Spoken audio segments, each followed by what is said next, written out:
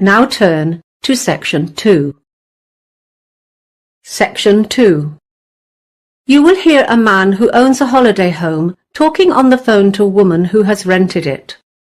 First, you have some time to look at questions 11 to 16.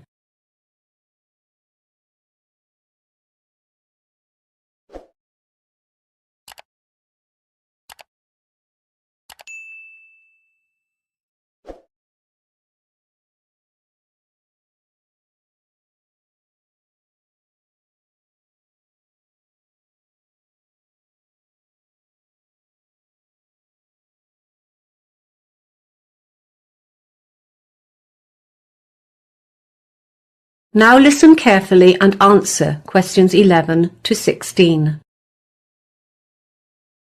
Hello, Ron Smith speaking. Hi, this is Kayla Lawton. I signed up with the Holiday House agency to rent your beach house, but the agent isn't available today and I have a problem. I can't remember what she said about the alarm system. Oh, it's quite simple, really. The main thing to remember is to enter by the back door, which leads into the kitchen, because that is where the alarm is situated, right next to the light switch, just beside the door. If you go through the front door into the living room, it will take you longer to reach the alarm, and you only have a few seconds to deactivate it. The code is 3498. Okay, I've got that.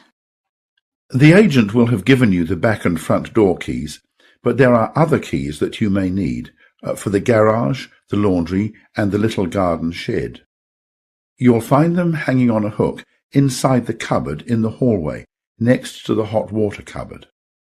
The laundry room is outside, next to the garage. It should be kept locked, so please remember to return the key to the hook when you've done your washing. The last tenant lost it somewhere in the garden, and I had to have the lock replaced. There should be some laundry detergent for the washing machine next to the dishwashing liquid under the kitchen sink. Oh, now, about the linen. The sheets are already on the beds, and there are lots of towels at the house too. Of course, you'll want to enjoy that lovely, safe swimming beach as much as possible. You'll find a pile of beach towels in a basket on the washing machine. Feel free to take these to the beach with you. We have lots of them, and they're pretty old, so it doesn't matter if they get a bit dirty or sandy.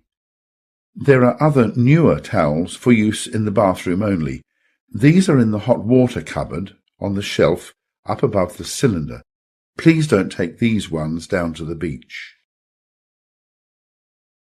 Ah, what else?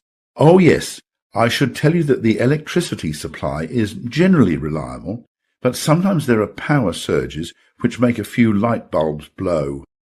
If that happens, don't worry.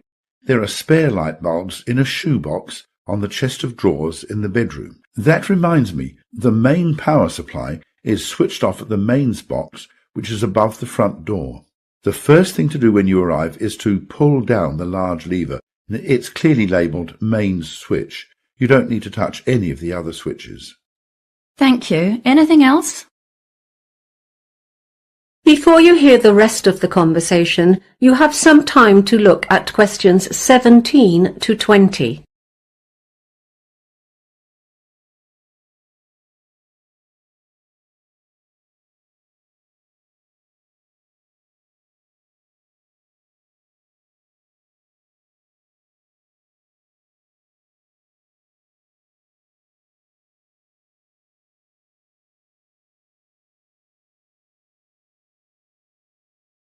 Now listen and answer questions 17 to 20. Oh, one more thing. Something that might interest you is a folder of local information. You know the sort of thing. Interesting places to visit, opening hours for the shops and services in the town, plus a little map of local walks.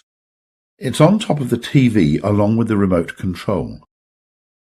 Parking in the town is usually really easy, except for weekends, when the place is swamped with tourists, so I would recommend doing your shopping on weekdays. Oh, one thing though, if you want to combine a shopping expedition with a visit to the Early History Museum, you should know that it's not open on Mondays. There are lots of good places to eat in town too. You'll find a list of menus and takeaway prices for some of the more popular local cafes and restaurants. If you like Chinese, the Happy Dragon has excellent food, or I'd recommend the Pizzeria if you prefer Italian. They have a good selection of takeaway pasta and pizza as well. The Happy Dragon is a firm favourite with the locals, though.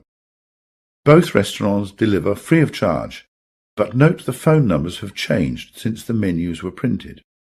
Phone 3231190 for pizza and 3239911 for Chinese.